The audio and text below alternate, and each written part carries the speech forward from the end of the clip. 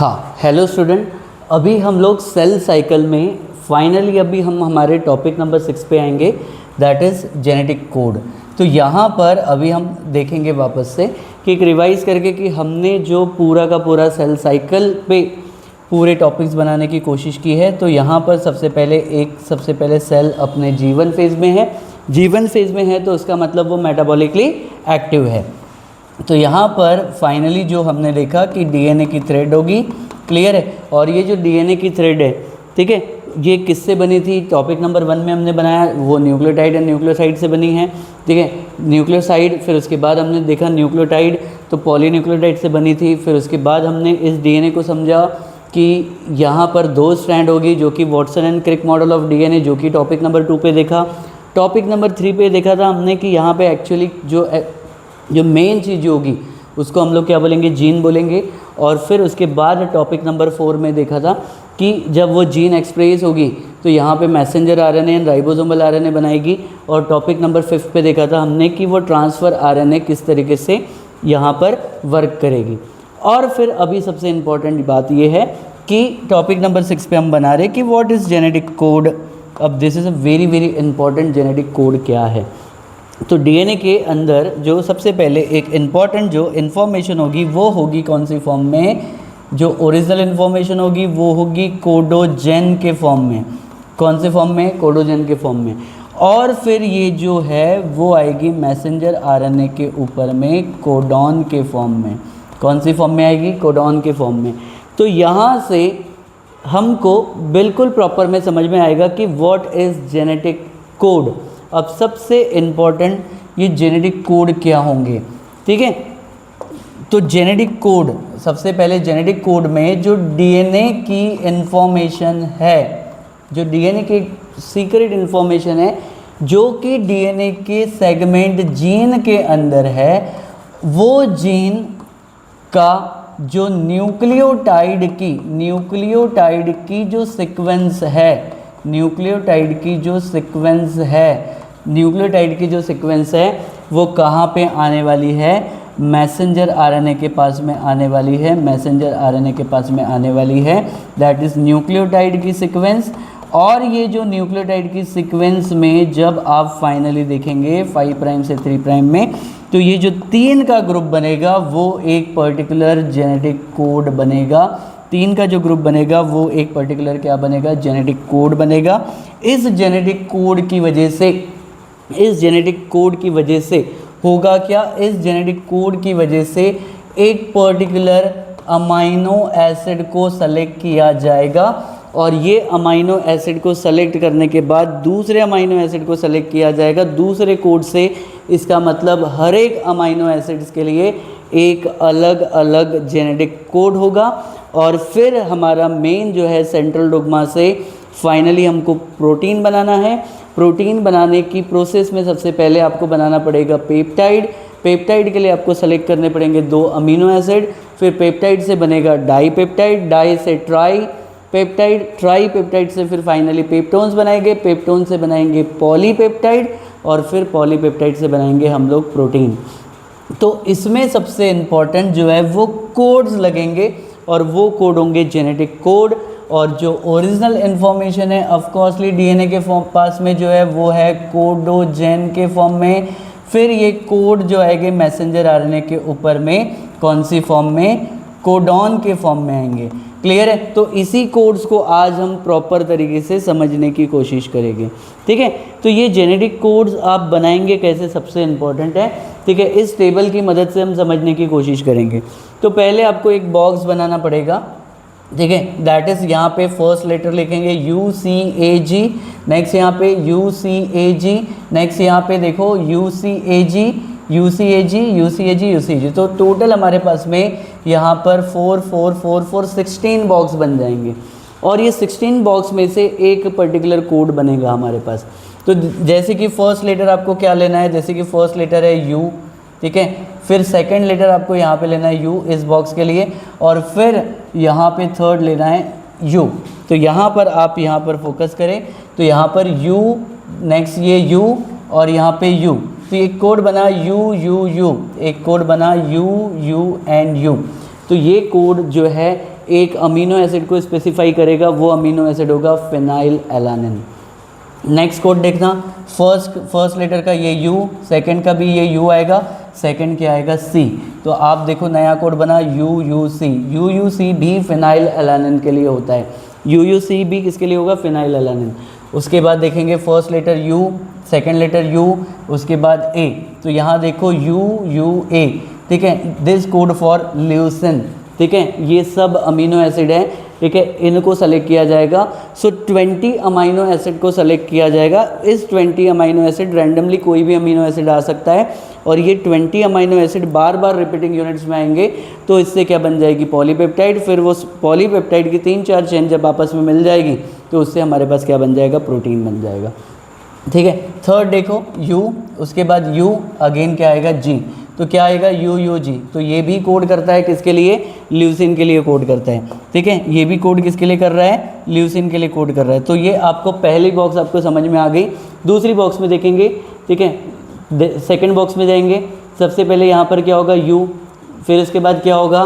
C, उसके बाद क्या होगा? U। तो क्या होगा? UCU। नेक्स्ट कोड देखेंगे UCC, उसके बाद UCA, उसके बाद UCG। तो ये देखो 4 कोड तैयार हो गए, और ये कोड किसके लिए होंगे? सिरिन के लिए होंगे, ठीक है। किसके लिए होंगे? सिरिन के लिए होंगे।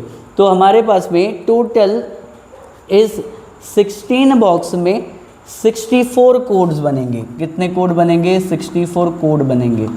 उसमें से 61 जो कोड होंगे वो प्रॉपर किसी न किसी अमाइनो एसिड को स्पेसिफाई करेंगे, और जो 3 कोड होंगे वो किसी भी अमाइनो एसिड को स्पेसिफाई नहीं करेंगे, ठीक है। इसका मतलब क्या होगा? ये 3 कोड को हम लोग बोलेंगे स्टॉप कोडॉन, ठीक है। तो आगे देखते हैं, हमारे पास स्टॉप कोडॉन बनेंगे।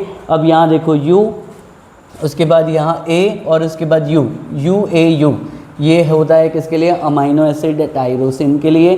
फिर इसके बाद U, उसके बाद A, उसके बाद C। ये भी अमाइनो एसिड किसके लिए होगा? टायरोसिन के लिए होगा। नेक्स्ट देखते हैं UA, उसके बाद A। UAA is a stop codon. ये किसी भी अमाइनो एसिड को क्या नहीं करेगा? स्पेसिफाई नहीं करेगा, और जहाँ पे ट्रांसक्रिप्शन क्या होगा? 3 प्राइम एंड पर एंड हो जाएगी। उसके बाद आप देखो U, उसके बाद AG, ये भी एक स्टॉप कोडॉन है। क्लियर है? तो मेरे ख्याल से आपके पास ये आपको बात समझ में आ गई। 64 कोड बनेंगे, 64 में से 3 जो है वो क्या बनेंगे? स्टॉप कोडॉन बनेंगे। स्टॉप कोडॉन को हम लोग नॉनसेंस कोडॉन भी बोलेंगे, क्योंकि ये किसी भी अमाइनो एसिड को सेंस नहीं करेगा। नेक्स्ट कोड UGU, ठीक है। फिर उसके बाद UGC, ये कोड है किसके लिए? सिस्टीन के लिए। उसके बाद UGA, ये आया हमारे पास में अगेन स्टॉप कोडॉन। फिर उसके बाद UGG, ये करेगा किसके लिए? ट्रिप्टोफैन के लिए। तो ये सारी बॉक्स को इस टेबल की मदद से आप समझ सकते हैं कि यहाँ पर फाइनली किस तरीके से कोड बनाए जाएंगे। उसके बाद अगर आप यहाँ देखेंगे, इस बॉक्स में ल्यूसिन के लिए सारे कोड बने हैं, इस बॉक्स में प्रोलिन के लिए सारे कोड बने हैं, इस बॉक्स में 2 बने हैं हिस्टिडिन, ठीक है। और फिर उसके बाद अगर आप देखो आर्जिनिन, ये सारे कोड्स प्रॉपर तरीके से यहाँ पर बने हुए हैं, ठीक है। तो ये कोड कहीं ना कहीं किसी न किसी, ठीक है, ये कोड अगर आप फाइनली देखेंगे कि कहीं ना कहीं किसी न किसी अमीनो एसिड को क्या करेंगे? स्पेसिफाई करेंगे। क्या करेंगे? अमीनो एसिड को स्पेसिफाई करेंगे। क्लियर है? तो जैसे कि फॉर एग्जांपल अभी एक बात को समझे कि यहाँ पर सबसे पहले डीएनए के मॉलिक्यूल थी। कौन सी? डीएनए के मॉलिक्यूल थी। यहाँ पर क्या था? 3 प्राइम एंड, और यहाँ पे क्या होगा? 5 प्राइम एंड, ठीक है। इसके बाद सबसे पहले 3 प्राइम एंड, और यहाँ पे क्या होगा? 5 प्राइम एंड, ठीक है। उसके बाद अगर आप यहाँ पर देखेंगे 5 प्राइम एंड, 5 प्राइम एंड से क्या होगा? 3 प्राइम एंड। उसके बाद फाइनली यहाँ पे क्या होगा? जीन एक्सप्रेस होगी, क्या होगी? मैसेंजर आरएनए बनेगी 5 प्राइम से 3 प्राइम में, ठीक है। तो फिर उसके बाद जो 3 प्राइम से 5 प्राइम वाली जो सीक्वेंस है, इसी पे फाइनली क्या बनाया जाएगा? मैसेंजर आरएनए बनाया जाएगा। और यहाँ के जो कॉम्प्लीमेंट्री कोड है वो सारे के सारे कहाँ पर आएंगे? मैसेंजर आरएनए के पास में आएंगे। और ये जो 3 का ग्रुप आएगा, उस 3 के ग्रुप को, न्यूक्लियोटाइड के सीक्वेंस को हम लोग क्या बोलेंगे, जेनेटिक कोड। क्या बोलेंगे, जेनेटिक कोड। और ये जेनेटिक कोड है वो पर्टिकुलर अमीनो एसिड के लिए रहेगा, और एक लास्ट जो है 3 प्राइम के एंड पे जाएंगे तो यहाँ पे क्या आएगा, स्टॉप कोडन आएगा। तो ये सबसे पहले इंपॉर्टेंट ओरिजिनल इन्फॉर्मेशन डीएनए के पास में से कॉपी होगी तो उसको हम लोग क्या बोलेंगे, बार बार मैं बोल रहा हूँ, कोडोजेन। ठीक है, ये किसके पास में आएगा, कोडॉन के फॉर्म में आएगा। इस कोडॉन को हम क्या बोलेंगे, जेनेटिक कोड बोलेंगे। क्या बोलेंगे, जेनेटिक कोड। तो अब ये सारा का सारा जो जेनेटिक कोड है, तो डीएनए से जीन जो जब एक्सप्रेस होगी तो उसकी जो न्यूक्लियोटाइड की सीक्वेंस है वो कहाँ आएगी, मैसेंजर आरएनए में। उस मैसेंजर आरएनए में जो 3 न्यूक्लियोटाइड की सीक्वेंस रहेगी, 3-3 करके न्यूक्लियोटाइड की जो सीक्वेंस रहेगी, उससे एक पर्टिकुलरली क्या बनेगा, एक जेनेटिक कोड बनेगा। और वो जेनेटिक कोड किसी न किसी अमीनो एसिड को सेलेक्ट करेगा 20 अमीनो एसिड में से। ठीक है, तो अब जेनेटिक कोड की एक एक करके हम लोग क्या देखते हैं, प्रॉपर्टीज़ देखते हैं। ठीक है, ये आपको समझ में आ गया। तो प्रॉपर्टीज़ देखेंगे जेनेटिक कोड की, क्या क्या जेनेटिक कोड की प्रॉपर्टी होगी, पूरा का पूरा इस लेक्चर में फोकस सिर्फ जेनेटिक कोड के ऊपर में है। तो सबसे पहले जो है पहला पॉइंट, जेनेटिक कोड जो होगे, जेनेटिक कोड जो होगे is triplet. Genetic code is triplet. तो पहला पॉइंट हमारे पास में आ रहा है कि genetic code is triplet. Triplet का मतलब होगा 3 का ग्रुप। जैसे कि ये मैसेंजर आरएनए है 5 प्राइम से 3 प्राइम पर, यहाँ पर अगर आप देखोगे तो ये 3 का ग्रुप बनेगा, तो जेनेटिक कोड क्या होगे, ट्रिपलेट होगी। तो 3 न्यूक्लियोटाइड मिलकर एक कोड बनाएंगे, 3 न्यूक्लियोटाइड मिलकर एक कोड बनाएंगे। जैसे कि ये न्यूक्लियोटाइड होगा AUG, तो वो ये बन गया एक जेनेटिक कोड। इस जेनेटिक कोड की वजह से कोई पर्टिकुलर अमीनो एसिड सेलेक्ट होगा, तो इस कोड जो से सेलेक्ट होगा उसको हम लोग बोलेंगे मेथियोनिन। क्या सेलेक्ट होगा, मेथियोनिन।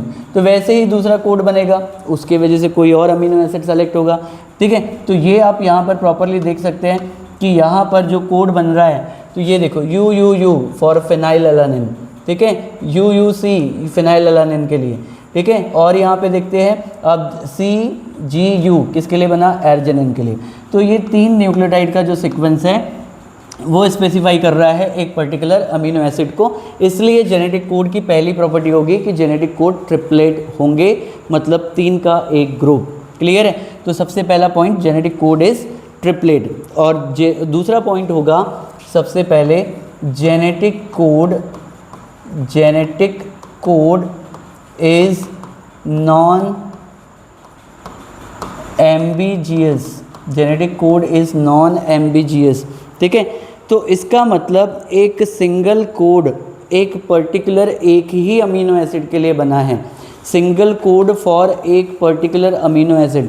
तो एट अ टाइम क्या होगा, एक सिंगल कोड एक पर्टिकुलर अमीनो एसिड के लिए होगा, इसलिए genetic code is non ambitious हो गए। जेनेटिक कोड इज़ क्या हो गए, नॉन एम्बिजियस।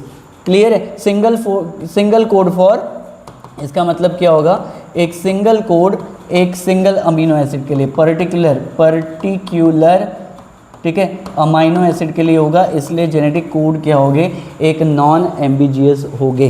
क्लियर है। उसके बाद तीसरी बात हम लोग यहाँ पे समझने की कोशिश करते हैं जेनेटिक कोड के ऊपर। तो जेनेटिक कोड इज़ यूनिवर्सल। तो यहाँ पर क्या बोला है कि जेनेटिक जो कोड है, genetic code is universal. Genetic code एक यूनिवर्सल है। ठीक है, अब यूनिवर्सल का मतलब कैसा कि अगर मैं बात करूं वायरस से लेके ह्यूमन बीइंग तक, तो इन सब लिविंग बीइंग की, वायरस से छोटे से छोटे लिविंग बीइंग की, ठीक है, और एक बड़े लिविंग बीइंग के बीच में ये सारे जो कोड्स होंगे जो उनकी बॉडी में काम करेंगे, उनके सेलों में काम करेंगे, सेम हमारे सेलों में भी वैसे ही काम करेंगे। तो इसलिए ये कोड सभी के लिए कॉमन है, 64 कोड ये सभी के लिए कॉमन है, इसलिए हम बोला जाता है genetic code is universal. That's a very very important point. ठीक है, पॉइंट नंबर 4 पे जाएंगे। ठीक है, हम बात करेंगे जेनेटिक कोड, ठीक है, is commaless. Genetic code is commaless. इसका मतलब ये होता है जेनेटिक कोड इज़ कॉमालेस क्योंकि जैसे ही कोई मैसेंजर आरएनए बन के आई, कहाँ से, 5 प्राइम से 3 प्राइम के एंड पर, तो यहाँ पर जो पर्टिकुलर कोड होंगे जैसे कि AUG, UUU, ठीक है, ये सारे न्यूक्लियोटाइड्स हैं। इन न्यूक्लियोटाइड्स के बीच में कोई भी कॉमा नहीं है और 3 के बाद भी कोई कॉमा नहीं है, इसमें कोई भी पंक्चुएशन यूज़ नहीं होगी। तो ये कोड आया, इस कोड को पर्टिकुलरली पढ़ा जाएगा, इस कोड को भी वापस से पढ़ा जाएगा, इसमें कोई भी प्रॉब्लम नहीं है। इसलिए जो कोड होंगे इनमें कोई भी क्या नहीं होगा, पंक्चुएशन नहीं होगा, इसलिए जेनेटिक कोड जो है वो हो गए कॉमालेस। ये चौथी प्रॉपर्टी है किसकी, जेनेटिक कोड की, ठीक है। एक एक करके ये सारी प्रॉपर्टीज़ आपको ध्यान में रखना है।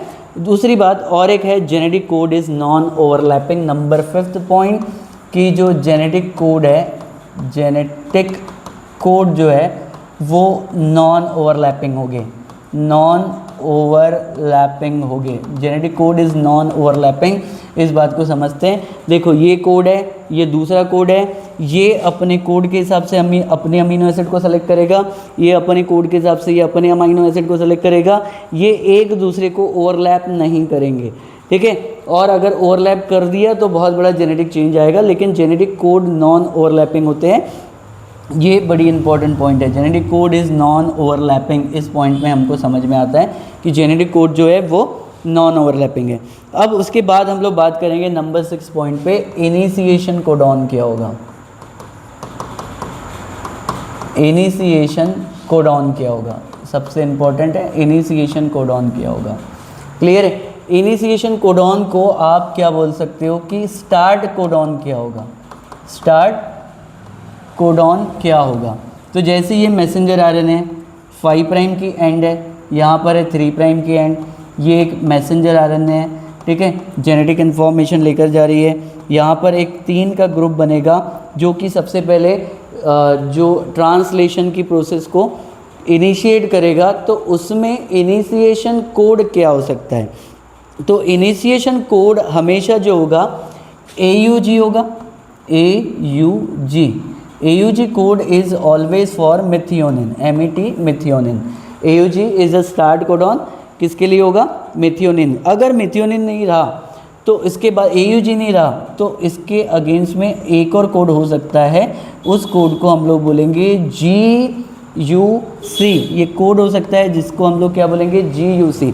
तो first is code for methionine, दूसरा जो GUC कोड किसके लिए होगा, वैलिन के लिए होगा, किसके लिए, वैलिन के लिए। तो हमेशा स्टार्ट कोडॉन AUG से होगा और समटाइम्स यहाँ GUC भी हो सकता है। क्या हो सकता है, GUC भी हो सकता है। तो अगर AUG होगा तो मेथियोनिन आया और GUC होगा तो वैलिन आ जाएगा।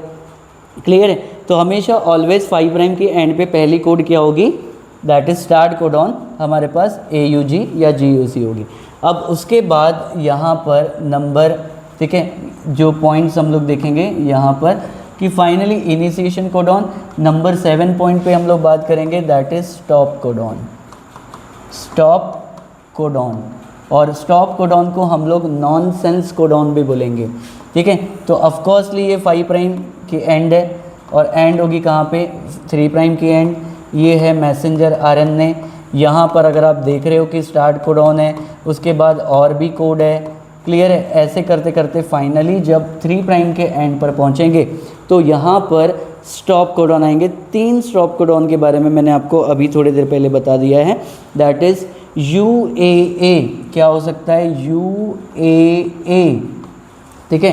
क्या होगा, सबसे पहले UAA, UGA, UGA, ये भी एक स्टॉप कोडॉन है।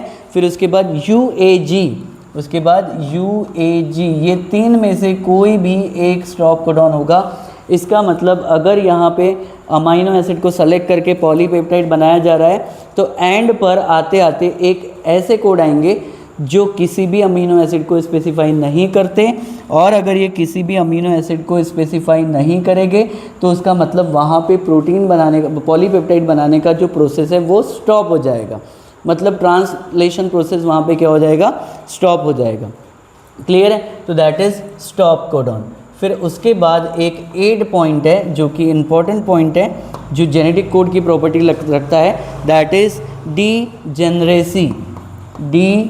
जेनरेसी का मतलब एक मैं यहाँ से आपको समझाने की कोशिश करूँगा, ठीक है। देखो डीजेनरेसी का मतलब यहाँ पर क्या होगा, सबसे पहले इस कोड पर आओ। यहाँ पर आप देखो कि ल्यूसीन के लिए कितने सारे कोड हैं। यहाँ पर ये देखो UUA, UUG, उसके बाद CUU, CUC, ठीक है, CUA, CUG। ये सिर्फ ये इतने सारे कोड एक पर्टिकुलर एक अमाइनो एसिड को स्पेसिफाई कर रहे हैं जिसका नाम है ल्यूसीन। तो इसका मतलब ल्यूसीन लाने के लिए काफ़ी सारे कोड्स हैं। क्लियर है, काफ़ी सारे कोड्स हैं। तो ओवरऑल अगर हम देखेंगे तो ये सारा का सारा जेनेटिक कोड है।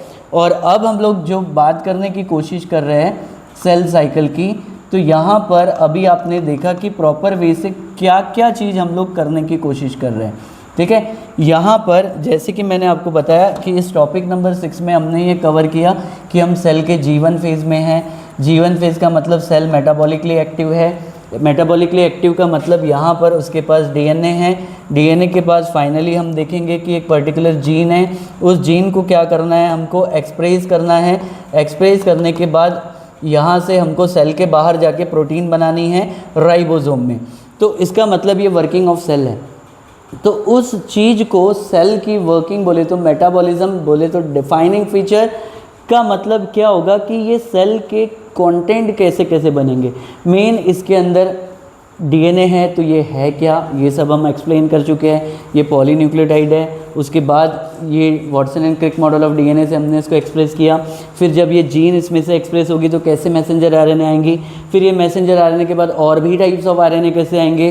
फिर ये जीन क्या है, जब ये एक्सप्रेस होती है तो कौन से फॉर्म में एक्सप्रेस होती है, तो कोडोजन से कोडॉन कैसे एक्सप्रेस होते हैं, और फिर फाइनली जाके ये ट्रांसलेट कैसी होती है, ट्रांसलेट कैसी होती है सेंट्रल डोग्मा में। तो इतने टॉपिक अभी हम कवर कर लिए। तो इसके बाद जो नेक्स्ट टॉपिक है फिर हम देखेंगे कि ये मैसेंजर आरएनए कैसे कोडेड इन्फॉर्मेशन लेके आती है, तो एमआरएनए बनेगी कैसे। फिर इस एमआरएनए से फाइनली एमआरएनए न्यूक्लियस के बाहर जाएगी और फिर बाहर जाने के बाद ये किस तरीके से प्रोटीन बनाएंगी उस बारे में देखेंगे। और एक बार हमने इस फेज़ में सेल साइकिल का फेज़ देख लिया, उसका यानी इंटरफेज में इसका जीवन फेज़ देख लिया। फिर हम एंटर करेंगे एस फेज़ में। एस फेज़ में डीएनए का किस तरीके से रेप्लिकेशन होता है। रेप्लिकेशन होने के बाद फाइनली अगर सेल डिसाइड किया डिवाइड करने का, तो उसके बाद हम सेल डिवीज़न में जाएंगे। उसके बाद एक फ़ेज़ लेंगे जिसको बोलेंगे G2 फेज़। G2 फेज़ के बाद हम आएंगे M फेज़ में। M फेज़ में या तो माइटोसिस होगी या तो मियोसिस होगा। सोमैटिक सेल कैसे काम करेंगे, सोमैटिक सेल कैसे काम करेंगे, जर्म सेल कैसे काम करेंगे, ये सारा का सारा प्रोसेस एक के बाद एक कनेक्टिविटी है और वो पूरी की पूरी सेल के अंदर ही है, ठीक है। चाहे वो प्रोकैरियोटिक ऑर्गेनिज्म हो, चाहे वो यूकैरियोटिक ऑर्गेनिज्म हो, वो किस तरीके से सर्वाइव करता है और पूरी सेल साइकिल को समझेंगे हम लोग। और अगर हम सेल साइकिल को जोड़ के सारे टॉपिक्स हम लोग कवर कर रहे हैं तो उसका मतलब आपको एक के बाद एक लिंक बनती जाएगी। इससे आपकी नॉलेज बढ़ेगी। नॉलेज बढ़ने के बाद आपको समझ आएगा कि एक्चुअली बायोलॉजी क्या है, पूरा का पूरा सेल साइकिल पे ही डिपेंड है। और फिर अगर यहाँ पे किसी तरीके से जीन में म्यूटेशन आ गया तो जेनेटिक बीमारियाँ कैसे होगी, ठीक है। और फिर सेक्सुअली रिप्रोड्यूसिंग ऑर्गेनिज्म एक दूसरे के वेरिएंट कैसे होते हैं, ठीक है। माइटोसिस में फाइनली एक दूसरे के आइडेंटिकल सेल कैसे बनते हैं। तो ये सब कुछ हमको सेल साइकिल सिखाएगा। क्लियर है। तो इसलिए हम इसी में रह के हम एक एक टॉपिक, जितने भी टॉपिक है वो पूरे के पूरे इसी पे ध्यान में रख के हम कवर करेंगे। बेस इसी को रखेंगे ताकि आपकी नॉलेज इम्प्रूव हो और आपको किसी भी एंट्रेंस एग्ज़ाम में ये आपको काम आएगी, स्पेशली फॉर नीट, ठीक है। तो आगे हम इसमें ट्रांसक्रिप्शन की प्रोसेस पूरी देखेंगे, ठीक है। Thank you so much. This is Swapnil sir, AIIMS tutorial, your aim और हार्डवर्क। एंड हमने बहुत अच्छी लाइन लिखी है, जीत हासिल करनी है तो काबिलियत को बढ़ाओ। Thank you so much. Next video में हम मिलते हैं ट्रांसक्रिप्शन द प्रोसेस के साथ में, ठीक है।